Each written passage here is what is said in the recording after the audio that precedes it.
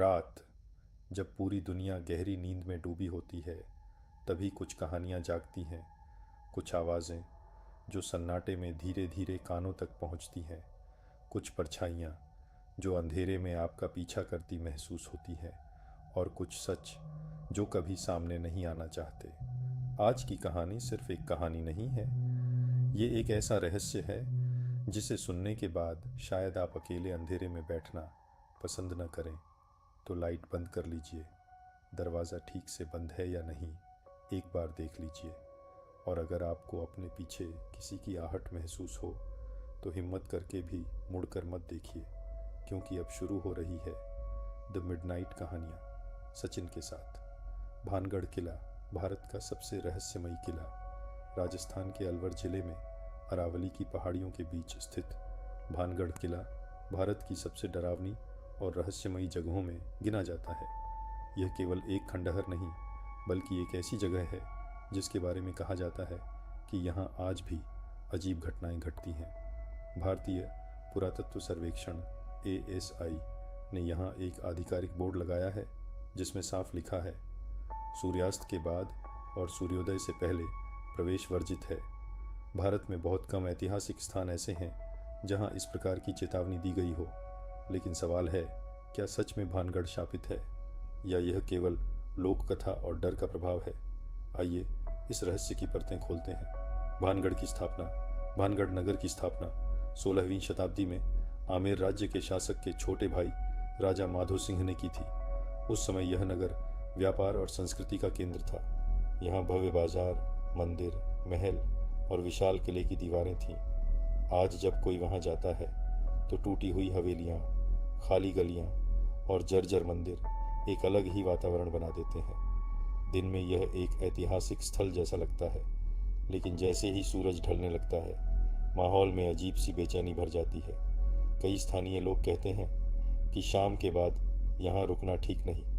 राजकुमारी रत्नावती की कथा, भानगढ़ की सबसे प्रसिद्ध कहानी राजकुमारी रत्नावती से जुड़ी है। कहा जाता है कि वह अत्यंत सुंदर और बुद्धिमान थी। दूर दूर के राज्यों से उनके लिए विवाह प्रस्ताव आते थे। उसी समय भानगढ़ में एक तांत्रिक रहता था। उसका नाम था सिंघिया। वह तांत्रिक काले जादू में निपुण माना जाता था। कहते हैं कि वह राजकुमारी से एक तरफा प्रेम करता था, लेकिन उसे पता था कि वह कभी भी राजकुमारी का हाथ नहीं पा सकेगा। इसलिए उसने काले जादू का सहारा लिया। एक दिन राजकुमारी की दासी इत्र खरीदने बाजार गई। तांत्रिक ने उस इत्र पर मंत्र पढ़कर उसे वशीकरण का रूप दे दिया, ताकि जैसे ही राजकुमारी वह इत्र लगाए वह उसके वश में आ जाए। लेकिन राजकुमारी रत्नावती को उसकी चाल का आभास हो गया। उन्होंने इत्र की शीशी को एक बड़े पत्थर पर फेंक दिया। जैसे ही शीशी टूटी, मंत्र उसी पत्थर पर प्रभावी हो गया।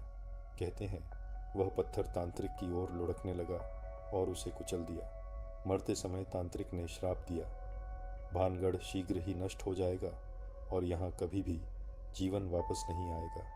कुछ समय बाद ही भानगढ़ पर आक्रमण हुआ और पूरा नगर उजड़ गया। लोगों का मानना है कि वही श्राप आज भी वहाँ की हवाओं में मौजूद है। वास्तविक घटनाएं। अब सवाल यह है कि क्या यह केवल कहानी है?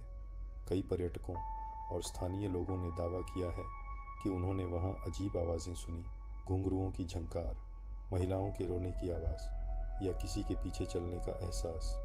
कुछ लोगों ने बताया कि सूर्यास्त के बाद अचानक घबराहट और बेचैनी होने लगती है।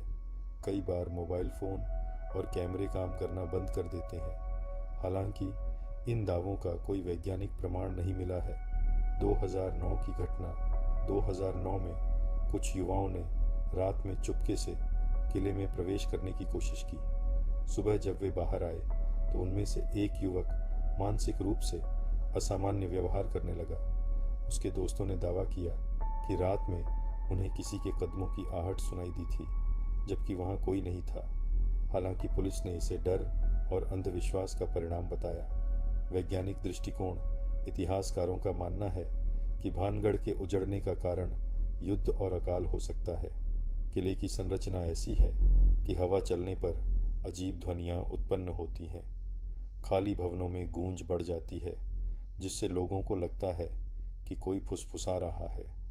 मनोवैज्ञानिक कहते हैं कि जब किसी स्थान को भूतिया घोषित कर दिया जाता है तो हमारा मस्तिष्क पहले से ही डर की अवस्था में होता है। फिर हर छोटी आवाज़ भी असामान्य लगती है। फिर भी डर क्यों? यदि सब कुछ केवल भ्रम है तो ASI ने रात में प्रवेश पर रोक क्यों लगाई? आधिकारिक कारण है सुरक्षा और वन्य जीवों से बचाव। लेकिन स्थानीय लोग आज भी मानते हैं कि असली वजह कुछ और है। कई ग्रामीणों का कहना है कि जो भी सूर्यास्त के बाद वहां रुका वह किसी न किसी दुर्भाग्य का शिकार हुआ। क्या सच में आत्माएं भटकती हैं? इस प्रश्न का स्पष्ट उत्तर आज तक किसी के पास नहीं है। परंतु एक बात निश्चित है, भानगढ़ का वातावरण असामान्य रूप से भारी और शांत है। रात में वहाँ का अंधकार साधारण अंधकार जैसा नहीं लगता। क्या यह केवल मन का भ्रम है या सच में कोई अधूरी कहानी अब भी वहाँ भटक रही है? यह थी डे 1 की पहली वास्तविक रहस्यमयी कहानी भारत से।